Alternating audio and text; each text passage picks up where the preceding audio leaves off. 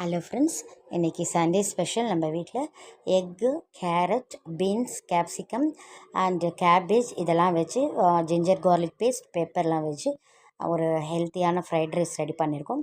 Basmati rice பாருங்கள், சூடாக வெடித்து அது எல்லாமே ரெடியாக இருக்குது. இந்த வெஜிடபிள்ஸ்லாம் பார்க்கவே பாருங்கள் கலர்ஃபுல்லாக இருக்குது. இதில் நல்ல கடாயில் நல்லா இந்த வெஜிடபிள்ஸ்லாம் லைட்டாக ஆயில், கீ அப்ளை பண்ணி நல்லா வதக்கியிருக்கேன். அதுக்கப்புறமா இஞ்சி பூண்டு பேஸ்ட் போட்டுருக்கேன், நெய்யை ஆட் பண்ணியிருக்கேன் பாருங்கள். பெப்பர் இதெல்லாம் நல்லா இந்த காய் இந்த தண்ணீர் ரொம்பலாம் ஊற்றக்கூடாது, ஆவிலே வெந்துடும்.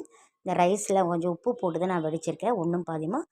அப்புறம் அதில் நல்லா நம்ம வதக்கிட்ட பிறகு ஆட் பண்ணிவிட்டு பக்கத்தில் கடாயில் முட்டையில் கொஞ்சம் மஞ்சள் தூளும் சால்ட்டும் போட்டு ஆயில் போட்டு நல்லா வதக்கிட்டு இது இறக்கும்போது இதில் ஆட் பண்ணிவிட்டு இந்த எக்கு லைட்டாக நம்ம இந்த மாதிரி கலரி விட்டோம்னா ரைஸ்லாம் உடையாமல் அப்படியே உதிரி உதிரியாக அழகாக வரும்.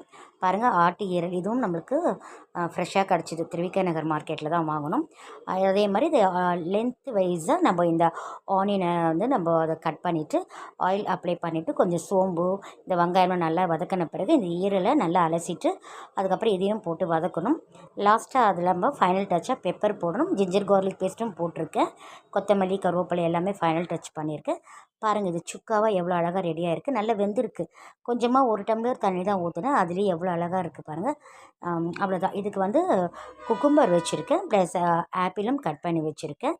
இதுதான் நம்ம வீட்டோட இன்றைக்கி ஸ்பெஷல். தேங்க்ஸ் ஃபார் வாட்சிங்.